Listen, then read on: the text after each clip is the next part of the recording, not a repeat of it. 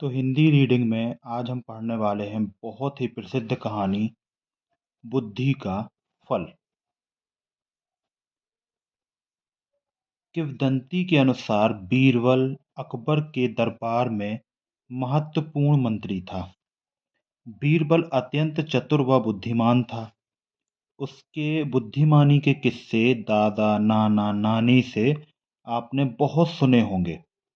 उसी का एक प्रसंग यहाँ दिया गया है, तो चलिए पढ़ते हैं। एक रोज की बात है कि बादशाह अकबर के दरबार में लंका के राजा का एक दूत पहुंचा। उसने बादशाह अकबर से एक नई तरह की मांग करते हुए कहा, आलम पनाह, आपके दरबार में एक से बढ़कर एक बुद्धिमान, होशियार तथा बहादुर दरबारी मौजूद हैं। हमारे महाराज ने आपके पास मुझे एक घड़ा भरकर बुद्धि लाने के लिए भेजा है। हमारे महाराज को आप पर पूरा भरोसा है कि आप उसका बंदोबस्त किसी न किसी तरह और जल्दी ही कर देंगे। यह सुनकर बादशाह अकबर चकरा गए। उन्होंने अपने मन में सोचा, क्या बेतुकी मांग की है। भला घड़े भर बुद्धि का बंदोबस्त कैसे किया जा सकता है। लगता है लंका का राजा हमारा मजाक बनाना चाहता है। कहीं वह इसमें सफल हो गया तो। तभी बादशाह को बीरबल का ध्यान आया। वे सोचने लगे कि शायद यह कार्य बीरबल के वश का भी ना हो, मगर फिर भी उसे बताने में बुराई ही क्या है।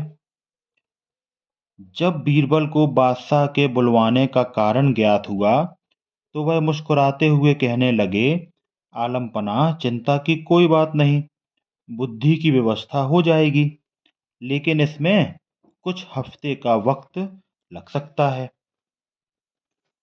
बादशाह अकबर को बीरबल की इस बात पर कहते भी तो क्या, बीरबल को मुंह मांगा समय दे दिया गया। बीरबल ने उसी दिन शाम को अपने खास नौकर को आदेश दिया, छोटे मुंह वाले कुछ मिट्टी के घड़ों की व्यवस्था करो। नौकर ने फौरन बीरबल की आज्ञा का पालन किया। घड़े आते ही बीरबल अपने नौकर को लेकर कद्दू की एक बेल के पास गए। उन्होंने नौकर से कहा, एक घड़ा ले लिया। बीरबल ने घड़े को एक कद्दू के फूल पर उल्टा रख दिया। इसके बाद उन्होंने सेवक को आदेश दिया कि बाकी सारे घड़ों को भी इसी तरह कद्दू के फूलों पर उल्टा रख दे। बीरबल ने इस काम के बाद सेवकों को उस घड़ों की देखभाल सावधानी पूर्वक करते रहने का हुक्म दिया और खुद वहां से चले गए। बादशाह अकबर ने कुछ दिन बाद इसके बारे में पूछा तो बीरबल ने तुरंत उत्तर दिया, आलम पनाह, इस कार्य को हो चुका समझें। बस 2 सप्ताह का समय और चाहिए, उसके बाद पूरा घड़ा बुद्धि से लबालब भर जाएगा। बीरबल ने 15 दिन के बाद घड़ों के स्थान पर जाकर देखा कि कद्दू के फल घड़े जितने बड़े हो गए हैं। उन्होंने नौकर की प्रशंसा करते हुए कहा, तुमने अपनी जिम्मेदारी बड़ी कुशलता पूर्वक निभाई है, इसके लिए हम तुम्हें इनाम देंगे। इसके बाद बीरबल ने लंका के दूत को बादशाह अकबर के दरबार में बुलाया और उसे बताया कि बुद्धि का घड़ा लगभग तैयार है। लंका के दूत के आने पर बीरबल ने फौरन ताली बजाई। ताली की आवाज सुनते ही बीरबल का सेवक एक बड़ी थाली में घड़ा लिए हुए बड़ी शान से दरबार में हाजिर हुआ। बीरबल ने घड़ा उठाया और उसे लंका के दूत के हाथ में सौंपते हुए कहा, लीजिए श्रीमान, आप इसे अपने महाराज को भेंट कर दीजिए, लेकिन एक बात अवश्य ध्यान रखिएगा कि खाली होने पर हमारा यह कीमती बर्तन हमें जैसे का तैसा वापस मिल जाना चाहिए। इसमें रखा बुद्धि का फल भी तभी प्रभावशाली साबित होगा जब इस बर्तन को कोई नुकसान ना पहुंचे।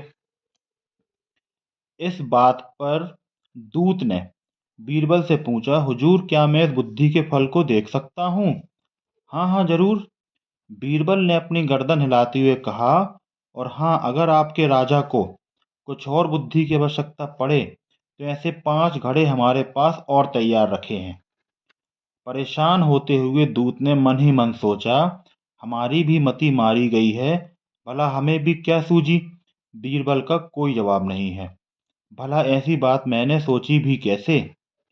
घड़ा लेकर दूत के जाते ही बादशाह अकबर भी अपनी उत्सुकता को दबा ना सके। वे फौरन बोल उठे, बीरबल बुद्धि का फल हमें भी तो दिखाओ। अभी अभी तुम कह रहे थे ऐसे 5 घड़े और भी रखे हैं। अभी मंगाए देता हूँ आलम पना, बीरबल ने उत्तर दिया। बादशाह के कहते ही घड़ा मंगवा दिया गया।